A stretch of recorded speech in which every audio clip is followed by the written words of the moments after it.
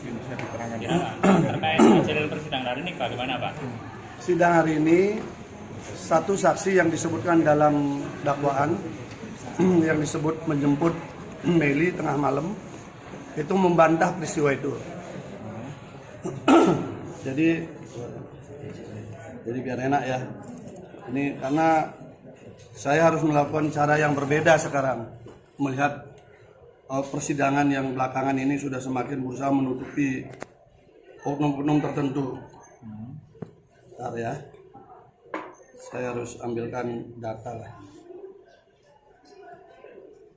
Ya teman-teman enak kita ngomong pakai data. Jadi di dalam peristiwa 10 hari kemudian ya, di sini ada disebutkan nama orang dalam dakwaan. Namanya Edwin Zuhri Akhirul Azal. Ini tadi bersaksi. Dia katanya dimintai tolong oleh korban dengan naik sepeda motor ke Puri Pelandaan. Yang kemudian ujungnya adalah terjadi pemerkosaan yang kedua. Saksi mengatakan di atas sumpah dan berani bersumpah peristiwa itu tidak pernah ada. Namanya dicatut oleh korban, saksi yang mengaku korban. Peristiwanya tidak pernah ada, bahkan seumur dia ada di pondok tidak pernah gonceng dia. Selain adik kelas dan dia memang tidak pernah berhubungan langsung. Jadi peristiwa bahwa dia ditelepon disuruh bonceng itu tidak ada. Yang menarik adalah kesaksian itu ditambahkan.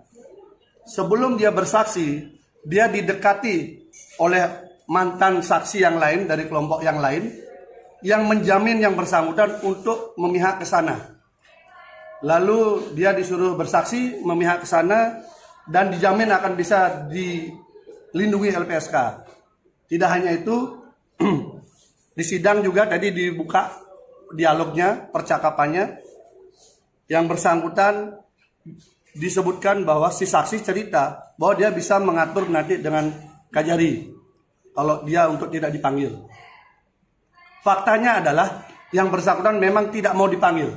Fakta, sehingga kami meminta untuk dihadirkan. Faktanya ya. Jadi peristiwa ini menurut kami sudah menjadi rekayasa struktural.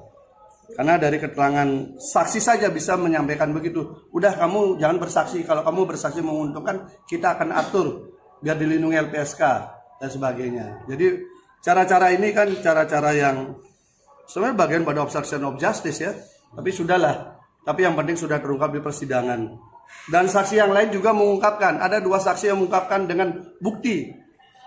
Bukti otentik komunikasi bahwa saksi korban pernah berhubungan intim dengan orang lain. Siapa itu Pak? Nanti itu karena sidang tertutup kami tidak bisa ungkap. Tapi bukti otentik itu dibuka. Dilihat oleh JPU. Dilihat oleh majelis hakim dan dilihat oleh kita. Komunikasi itu ada melalui medsos. Gitu ya. Berarti ada. Si yang korban itu sebelum terjadi ini sudah ada indikasi. Sudah. Pengakuan dari yang diajak berhubungan itu. Plus ada juga saksi yang kemudian teman baiknya yang diajak itu mengakui juga mendapatkan hal yang sama. Berarti cerita yang sama. Visum yang terdahulu bisa diragukan itu Pak? Nah, kita nggak lagi ngomong itu, benda tumpul nggak jelas. Tapi yang pasti kita berpijak pada kesaksian. Jadi saksi yang tadi 4-4-nya adalah saksi-saksi yang sudah meratakan keseluruhan dakwaan.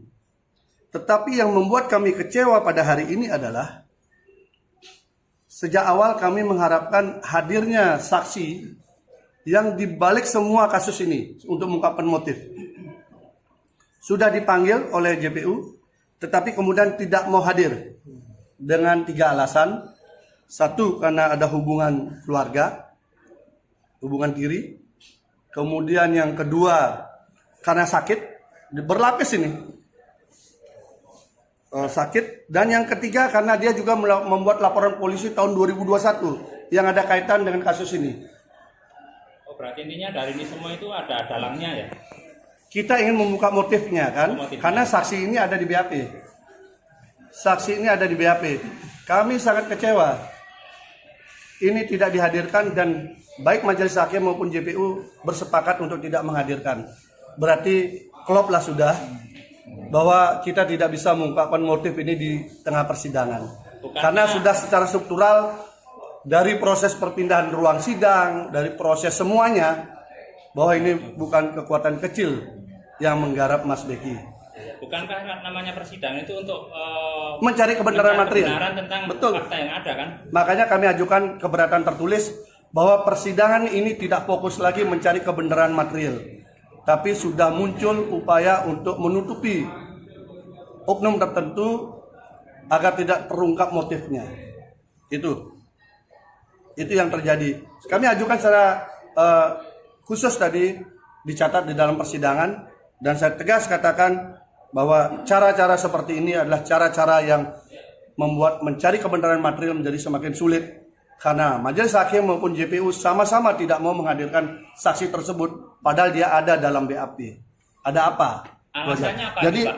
JPU ya sudah, karena pengakuannya berlindung di pasal KUHP bahwa ada hubungan sedarah atau semenda. Tapi kami katakan, kami buktikan dengan alat bukti KK, hubungan suami istri dan sebagainya dari Pak Kiai sudah kami ajukan. Sementara dari sebelah kan tidak ada. Kami sudah minta, kalau itu hadirkan dong kakaknya, kalau memang ada hubungan keluarga. Atau uji di dalam sidang, dokumen-dokumennya, kan begitu. Tetapi tampaknya sudah ada upaya untuk melindungi itu semua. Berarti memang saksi ini adalah saksi yang luar biasa untuk semuanya, untuk mereka-mereka itu. Saya nggak tahu persidangan berikutnya ini hanya seremonial atau tidak. Itu jujur aja, dengan melihat tidak ada semangat untuk mencari kebenaran material, saya jujur pesimis melihat persidangan ini selanjutnya. Karena diajak mencari kebenaran material sama-sama nggak mau. Itu aja. Kalau sama-sama penegak hukum yang benar kan, ayo kita bareng-bareng cari kebenaran material. Apa sih yang terjadi? Harusnya begitu. Tapi ini malah dilindungi saksi ini biar motifnya tidak terungkap. Sedih juga kita. Sidang berikutnya Selasa, Rabu, Kamis, Jumat. Siap hari. Saksi. Pokoknya kita mau cari saksi sebanyak-banyaknya. Besok masih ada berarti besok. Jadi 15. Ini bisa lebih. Senin Kan sudah bisa lebih nih. Sampai sekarang ini sudah total berapa Pak yang sudah diperiksa saksinya kalau dari pihak ini? Kalau dari pihak jenengan sudah berapa orang saksi yang diperiksa? Berapa dulu total tuh? Udah banyak nih. Udah banyak, saya lupa. 10 ada? Lebih. Karena baru saya juga terungkap motifnya, kenapa tidak dipanggil yang disebutkan dalam dakwaan tadi. Ternyata ada dialog di situ untuk jangan dihadirkan. Itu kan aneh kan? Ada di dalam dakwaan, disebutkan orangnya dalam dakwaan, tapi tidak mau dihadirkan di dalam persidangan. Apa motifnya? Kalau memang mau penegakan hukum, kebenaran material, harusnya berani menghadirkan. Kan yang kita cari kan kebenaran, keadilan, bukan asal hukum orang. Kalau asal hukum orang, ngapain ada sidang sampai sekian lama kan? Langsung aja dihukum jeblosin, nggak usah diperiksa. Masih Pak. Ya, semangat tuh.